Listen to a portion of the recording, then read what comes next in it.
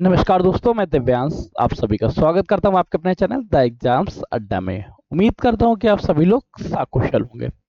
Uttar Pradesh GK एक ऐसा topic बनता है जो यूपी के हर एक एग्जाम में आता है।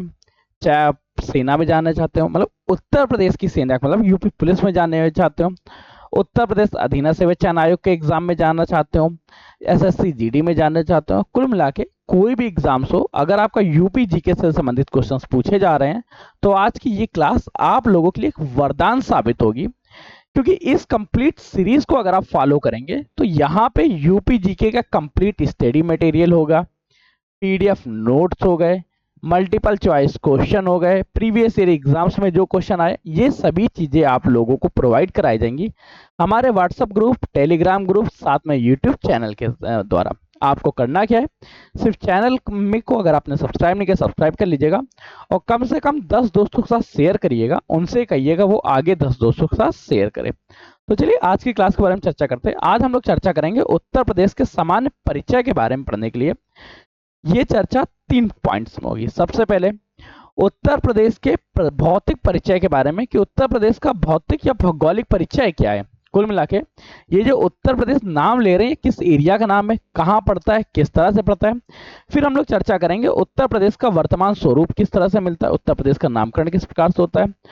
भौतिक परिचय के बाद हम लोग चर्चा करेंगे उत्तर प्रदेश के प्रशासनिक परिचय के बारे में और प्रशासनिक परिचय के बाद आर्थिक परिचय। ये कुल मिला के हमारे 3 मुख्य पॉइंट्स रहेंगे। तो चलिए सेशन को स्टार्ट करते हैं। अगर आपको इन सभी की पीडीएफ नोट्स चाहिए तो आप लोग कमेंट कर दीजिएगा पीडीएफ नोट्स। आपको ये सभी पीडीएफ नोट्स व्हाट्सएप और टेलीग्राम पे प्रोवाइड करा दिए जाएंगे। तो चलिए शुरू करते हैं आज की पहली क्लास लेके श्री गणेश का नाम। अगर आपको सेशन पसंद आए तो लाइक के दोस्तों शेयर करिएगा, चैनल को सब्सक्राइब कर लीजिएगा। सबसे पहले देखिए उत्तर प्रदेश की जनसंख्या के बारे में चर्चा किया जा रहा है। अगर जनसंख्या देखें तो उत्तर प्रदेश भारत में सर्वाधिक जनसंख्या धारण करने वाला राज्य बनता है। कितनी? 19 करोड़ 28 लाख 12 हजार 341 की जनसंख्या, जो भारत की सबसे ज्यादा जनसंख्या है, या भारत में सर्वाधिक जनसंख्या के क्रम में सबसे पहले नंबर पर उत्तर प्रदेश आता है। अब इतनी बड़ी जनसंख्या रखने के लिए कोई ना कोई भौगोलिक क्षेत्रफल की जरूरत होगी।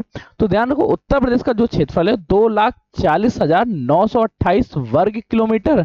और एक बार डाटा ये मील में पूछ गया था तो मैं दोनों डाटा याद रखो, 93,023 वर्ग मील। तो इस तरह से याद रखिएगा।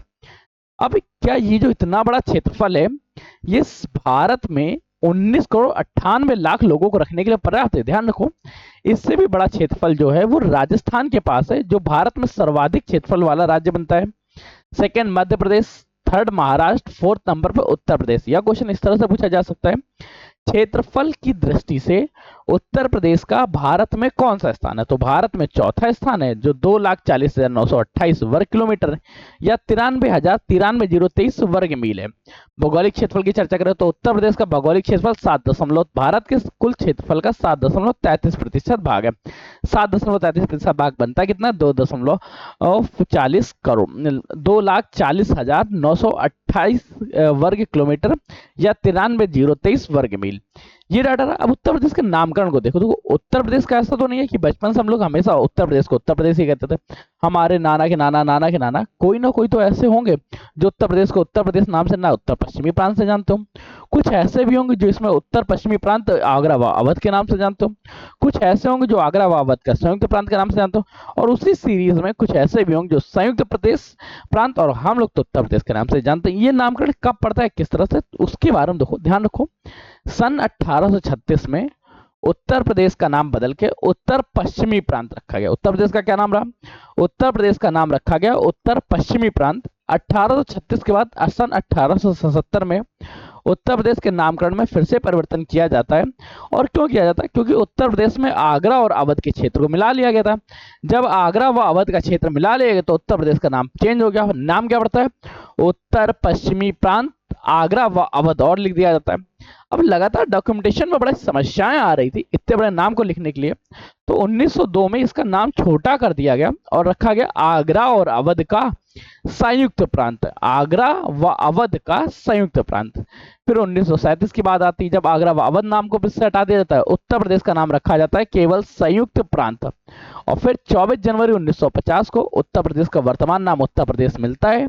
इसीलिए प्रत्येक 24 जनवरी को उत्तर प्रदेश स्थापना दिवस मनाया जाता है। इस बार इसकी शुरुआत हुई थी 2018 से। अब बात ये तो थी कि उत्तर प्रदेश का नाम तो पड़ गया, परंतु जो उत्तर प्रदेश का वर्तमान स्वरूप है, पहले ऐसा स्वरूप नहीं होता था। पहले होता क्या था, ये उत्तराखंड भी उत्तर प्रदेश के सीमांकित क्षेत्र में शामिल होता था, परंतु हुआ ये कि 13 जिले काट दिए गए। 13 जिले काटे कब गए? 9 नवंबर सन 2000 को उत्तर प्रदेश के 13 जिलों को काट के एक नया राज्य बनाया गया, जिसका नाम रखा गया था उस समय उत्तरांचल। परंतु उत्तरांचल ने अपना नाम सन 2007 में बदलकर उत्तराखंड रख लिया। उत्तराखंड है क्या? उत्तर प्रदेश के हटे हुए या उत्तर प्रदेश की राज्य सीमा के सूची से हटाए गए 13 जिलों का एक राज्य। अब राज्य तो पर स्थापना हो गई, उत्तर प्रदेश के राज्य का पुनर्गठन भी हो गया, परंतु इसी पुनर्गठन के बाद राजधानी में भी कई बार परिवर्तन होता है। जैसे शुरुआत में चर्चा करें तो एक समय पे उत्तर प्रदेश की राजधानी आगरा में स्थापित की गई 1836 में। इसके बाद 1858 में इलाहाबाद, प्रयागराज जिसको वर्तमान नाम से जानते हैं। 1921 से उत्तर प्रदेश की राजधानी लखनऊ रहने लगी थी, परंतु 1921 में आंशिक रूप से थी, और वर्तमान 1935 के बाद से ये पूर्ण रूप से पूर्णतः उत्तर प्रदेश की राजधानी लखनऊ हो जाती है। अब ये तो जो राजधानी परिवर्तन था, ये उत्तर प्रदेश की प्रशासनिक राजधानी में परिवर्तन था। इसी के साथ ध्यान रखो, उत्तर प्रदेश की अगर आर्थिक राजधानी आपसे पूछ लें या उत्तर प्रदेश का सबसे ज्यादा आर्थिक क्रियान्वयन कहाँ से होता है, तो आपको याद रखना है कि कानपुर से। कानपुर है क्या? उत्तर प्रदेश की आर्थिक राजधानी है। वहीं अगर न्यायिक राजधानी की चर्चा करें, न्यायिक राजधानी प्रयागराज है। इसी का पूर्ण नाम इलाहाबाद होता था, इलाहाबाद कोर्ट, क्योंकि यहाँ पे उत्तर प्रदेश का हाई कोर्ट स्थित है, इस वजह से इसको न्यायिक राजधानी कहते हैं। अगर आपसे क्वेश्चन पूछेगा उत्तर प्रदेश का धार्मिक व सांस्कृतिक राजधानी वाराणसी। भौगोलिक स्थिति की चर्चा करते हैं तो ध्यान रखो, अब होता क्या है कि संपूर्ण पृथ्वी को कुछ काल्पनिक रेखाओं में विभक्त कर दिया। इन काल्पनिक रेखाओं से हुआ क्या कि किसी एक क्षेत्र से दूसरे क्षेत्र तक पहुंचना आसान हो गया। अब क्या किया गया? पहुंचना तो आसान हो गया, इसको किस तरह करें? तो उत्तर प्रदेश का जो क्षेत्रफल है, अगर उत्तरी अक्षांश की चर्चा करें तो ये सिर्फ 7 डिग्री 36 मिनट फैला हुआ है, जो 23 डिग्री 52 मिनट उत्तरी अक्षांश से लेके 30 डिग्री 24 मिनट तक पहुंचता है। ये उत्तर प्रदेश की उत्तर से लेके दक्षिण तक की दूरी है। उत्तर प्रदेश की उत्तर से लेके दक्षिण तक कितना था? 23 डिग्री 52 मिनट से लेके 30 डिग्री 24 मिनट तक, और इस मध्य में 7 डिग्री 36 मिनट का एंगल स्थापित होता है। यह दोनों रेखाओं, जो उत्तरी बॉर्डर व दक्षिणी बॉर्डर की रेखा के बीच की दूरी है, वो 7 डिग्री 36 मिनट है। ये जो अक्षांशीय विस्तार है, ये डाटा याद कर लीजिए कि आपको बुक्स में नहीं मिलेगा, डाटा कहीं नहीं लिखा हुआ, इस बात को ध्यान रखिएगा। वहीं अगर उत्तर प्रदेश के पूर्वी विस्तार या पूर्वी देशांतरी विस्तार के बारे में चर्चा करें तो उत्तर प्रदेश का पूर्वी विस्तार 77 डिग्री 5 मिनट से लेके 84 डिग्री 38 मिनट तक है, जो देशांतरी विस्तार 7 डिग्री 9 मिनट का है। एक इस तरह का डाटा याद रखिएगा, अगर आपको नहीं याद होता तो इस तरह के बीच में मैप बना लिया, इससे याद हो जाएगा। उत्तर प्रदेश का पूर्वी जिला बलिया, उत्तर प्रदेश का उत्तरी जिला सहारनपुर, पश्चिमी जिला शामली और दक्षिणी जिला क्या है? सोनभद्र। अगर उत्तर प्रदेश की पूर्वी बॉर्डर लाइन या आखिरी अक्षांशीय विस्तार के बारे में चर्चा करें तो 84 डिग्री 38 मिनट का है, वहीं पश्चिमी 77 डिग्री 5 मिनट का है। उत्तरी जो है 30 डिग्री 24 मिनट का, और दक्षिणी विस्तार जो है वो 23 डिग्री 52 मिनट का। इस डाटा को ध्यान रखिए। फिर हम लोग देखते हैं उत्तर प्रदेश की लंबाई।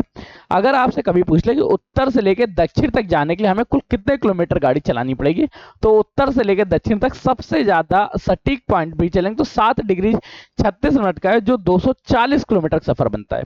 वहीं अगर पूर्व से पश्चिम की चर्चा करें, पूर्व से पश्चिम तक का जो अक्षांशीय विस्तार है, अभी हम लोगों ने चर्चा की थी, पूर्व से लेके पश्चिम तक का अक्षांशीय विस्तार 7 डिग्री 9 मिनट का है, और इस दौरान 650 किलोमीटर की दूरी तय होती है। मतलब क्या है? बलिया से लेके शामली तक की दूरी कितनी है? 650 किलोमीटर। बलिया से लेके शामली तक की दूरी 650 किलोमीटर। और सहारनपुर से सोनभद्र की दूरी जो है, सहारनपुर से सोनभद्र की दूरी जो है वो सिर्फ और सिर्फ 240 किलोमीटर है। इस बात को ध्यान रखो, सहारनपुर से लेके सोनभद्र तक की दूरी इतनी है। अब उत्तर प्रदेश का थोड़ा प्रशासनिक गठन देखते हैं, फिर धीरे धीरे क्लास को कैरी ऑन करते हैं। अगर उत्तर प्रदेश के प्रशासनिक गठनिक क्रम को देखें तो उत्तर प्रदेश में कुल 18 मंडल हैं, और ये जो 18 मंडल ये जिलों में विभाजित हो जाते हैं, तो उत्तर प्रदेश में कुल 75 जिले हैं। 18 मंडल, 75 जिले, 351 तहसीलों के साथ उत्तर प्रदेश की संकल्पनिक व्यवस्था या प्रशासनिक व्यवस्था सुदृढ़ होती है। लेकिन इसी के साथ उत्तर प्रदेश में कुछ सहकारी या कुछ मददगार संस्थान भी हैं, जैसे आवास विकास परिषद 51, विकास प्राधिकरण 28, स्पेशल क्षेत्र विशेष प्राधिकरण 5, जिला पंचायतों की संख्या उत्तर प्रदेश में 75 है, ग्राम पंचायतें 58,189 है, कैंट बोर्ड 13 है। वहीं अगर चर्चा करें उत्तर प्रदेश के नगर व नगर समूहों की चर्चा, उत्तर प्रदेश में कुल 915 नगर हैं, गांवों की संख्या 1,06,000 है, ग्रामीण आबादी जो है वो 97,814 लोगों के साथ है। वही नगर निकायों की चर्चा करें, उत्तर प्रदेश में 17 नगर निकाय हैं, 198 पालिका परिषद है, और 546 जो है वो नगर पंचायतें हैं। वहीं अगर चर्चा करें, देखो इतना तो स्थापना हो ही रही थी, उत्तर प्रदेश में 3 योजनाबद्ध नगर भी हैं। योजनाबद्ध का मतलब क्या हुआ, जिनको वेल प्लान्ड सिटी की तरह स्थापित किया गया। जैसा हम लोग कभी कभी पढ़ते हैं या ज्यादातर आपको पढ़ने को मिलता है कि सबसे ज्यादा सुव्यवस्थित जिला या सबसे ज्यादा सुव्यवस्थित राज्य कौन सा है, जो राज्य नाम की यूनियन टेरिटरी है, जिसको हम लोग चंडीगढ़ के नाम से जानते हैं। वहीं अगर चर्चा करें उत्तर प्रदेश के भी 3 ऐसे जिले हैं जिनको स्थापित किया गया योजनाबद्ध नगर के तौर पे स्थापित किया जाए, Noida, greater Noida, new Kanpur city. Noida, greater Noida, new Kanpur city. वहीं अगर उत्तर प्रदेश के आर्थिक संभाग की चर्चा करें तो उत्तर प्रदेश में 4 आर्थिक संभाग है, या उत्तर प्रदेश को सुविधा की दृष्टि से 4 आर्थिक संभागों में बांटा गया है। पश्चिमी आर्थिक संभाग, पूर्वी आर्थिक संभाग, केंद्रीय आर्थिक संभाग, बुंदेलखंडी। पश्चिमी आर्थिक संभाग सबसे बड़ा, जिसमें 30 जिले हैं। पूर्वी आर्थिक संभाग, उसमें 28 जिले हैं। केंद्रीय आर्थिक संभाग में 10 जिले हैं, और सबसे छोटा आर्थिक संभाग है बुंदेलखंडी आर्थिक संभाग, जिसमें कि 7 जिले हैं।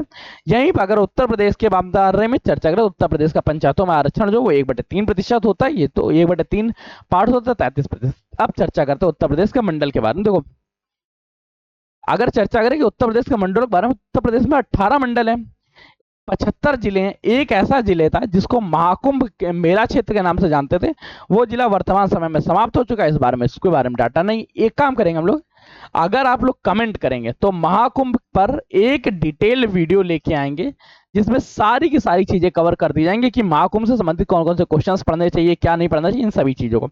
अगर मंडलों की संख्या चर्चा करें, 6 जिलों वाले उत्तर प्रदेश में 6 जिलों के साथ 3 मंडल है, 5 जिलों के साथ 2 मंडल है, 4 जिलों के साथ 8 मंडल है, और 3 जिलों के साथ 5 मंडल है। उत्तर प्रदेश का मंडलिक क्रम के बारे में ध्यान रखो। उत्तर प्रदेश में सबसे बड़े अगर मंडलों की चर्चा कर ले तो उत्तर प्रदेश का सबसे बड़ा मंडल जो है वो लखनऊ मंडल है। लखनऊ मंडल, कानपुर मंडल, मेरठ मंडल, 3 ऐसे मंडल है जो उत्तर प्रदेश के सबसे बड़े मंडल है। तीनों को ध्यान रखिएगा, 3 मंडल कौन कौन से हैं, लखनऊ मंडल, कानपुर मंडल, मेरठ मंडल। और वहीं अगर छोटे जनपद मंडलों के बारे में चर्चा करें तो 5 ऐसे मंडल हैं जो छोटे भी हैं, मिर्जापुर, आजमगढ़, सहारनपुर, बस्ती और झांसी। क्यों? क्योंकि इसमें केवल 5 जिले शामिल हैं। वहीं यहाँ इसमें केवल 3 जिले शामिल हैं, और अगर चर्चा कर ले सबसे बड़े, उसमें 6 जिले शामिल होते हैं। लखनऊ मंडल में 6 जिले, कानपुर मंडल में 6 जिले, मेरठ मंडल में 6 जिले, आजमगढ़, सहारनपुर, मिर्जापुर और झांसी मंडल में क्या है, 3 जिले। मंडलों के मुख्यालय देखो अब क्या है, अगर आपसे बोले अलीगढ़ का मुख्यालय कहाँ है, आप तुरंत बता देंगे अलीगढ़ में। देवी पाटन का मुख्यालय कहाँ है, ये तो आप नहीं बता पाएंगे। प्रयागराज का बता देंगे, प्रयागराज में। तो इसी तरह किया क्या गया कि कुछ ज्यादातर क्षेत्र में क्या है, मुख्यालय तथा उनके मुख्यालय, देखो मुख्यालय नाम याद रख लीजिएगा, मुख्यालय तथा मंडल का नाम याद रखिए, मंडल तथा उनके मुख्यालय के नाम सेम है, परंतु 2 ऐसे मंडल है जिनके नाम उनके मुख्यालय के नाम से नहीं मिलते, इसलिए उनको याद रखिए। देवी पाटन मंडल गोंडा जिसका मुख्यालय पड़ता है, चित्रकूट मंडल का मुख्यालय बांदा पड़ता है। और इसी के साथ चर्चा करते हैं उत्तर प्रदेश में जिलों के बारे में। अगर जिलों की चर्चा करें तो उत्तर प्रदेश में कुल 75 जिले हैं। एक नया जिला बनाया गया था जिसको महाकुंभ मेला क्षेत्र के नाम से जानते थे, परंतु ये वर्तमान समय में स्थापित नहीं है। इनमें भी जिले के नाम और उनके मुख्यालय के नाम ज्यादातर सेम है, परंतु कुछ भिन्न, उनको याद रखो।